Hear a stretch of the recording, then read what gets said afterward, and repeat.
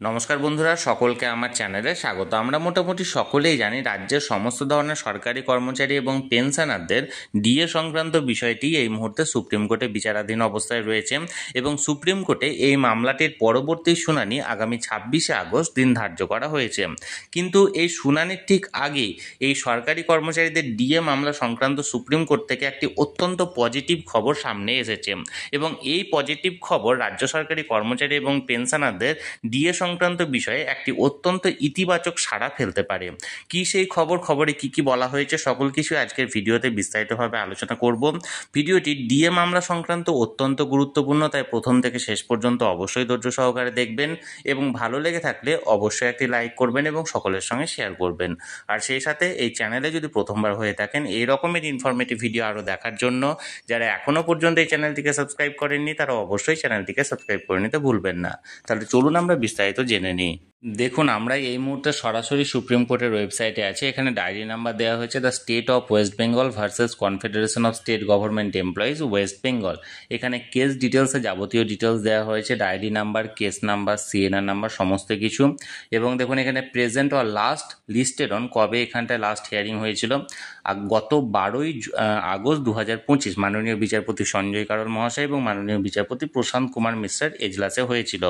এবং আগামী ডেট যেটা সেটা এখানে তুলে ধরা হয়েছে। দেখুন, tentatively case may be listed one, আগামী 26শে আগস্ট 2025 এখানে ডেট দেওয়া হয়েছে।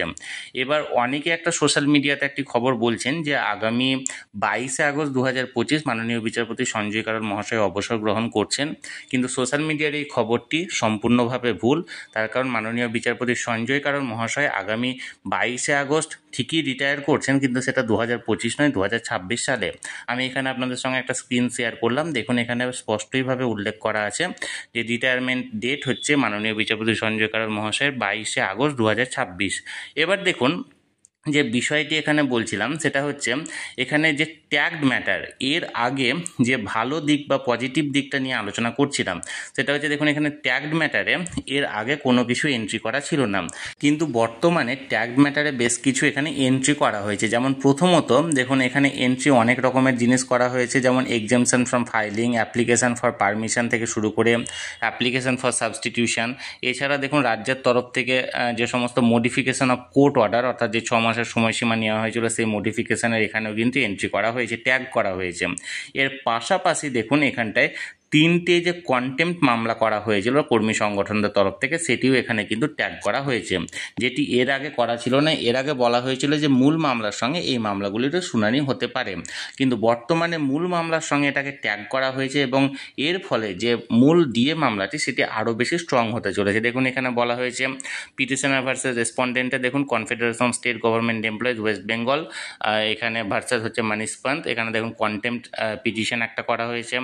দ্বিতীয় দেখুন আর একটা কন্টেম্প্ট পিটিশন করা হয়েছে সরকারি কর্মচারী পরিষদের তরফ থেকে, এবং এর পাশাপাশি আর একটা কন্টেম্প্ট পিটিশন করা হয়েছে দেখুন ইউনিটি ফোরামের তরফ থেকে, অর্থাৎ 3টে কর্মী সংগঠনের তরফ থেকে এখানে কন্টেম্প্ট পিটিশন করা হয়েছে। তাহলে এটা মনে করা হচ্ছে যে এই যেহেতু কন্টেম্প্ট পিটিশন এবং তার পাশাপাশি অন্যান্য যে সমস্ত আনুষঙ্গিক বিষয়গুলি ছিল যেগুলি মূল ডিএ মামলার সঙ্গে যেহেতু যুক্ত হতে চলেছে বা যুক্ত হয়ে গেছে, ট্যাগ হয়ে গেছে, তাই এবার থেকে রাজ্য সরকারি কর্মচারী এবং পেনশনারদের মূল ডিএ মামলাটি আরও বেশি স্ট্রং হতে পারে এবং আগামী 26শে আগস্ট মূল মামলাটির যে শুনানি আছে সেই শুনানিটি সম্পন্ন হতে পারে। এখন দেখার বিষয় কি হচ্ছে, আমি সবসময় চোখ রেখেছি, যে কোনো আপডেট আসা মাত্রই তৎক্ষণাৎ সেটা আপনাদের সঙ্গে শেয়ার করে দেওয়া হবে। তাই যারা যারা এখনও পর্যন্ত চ্যানেলটির সঙ্গে যুক্ত নেই অবশ্যই চ্যানেলটিকে সাবস্ক্রাইব করে চ্যানেলটির সঙ্গে যুক্ত হয়ে যান।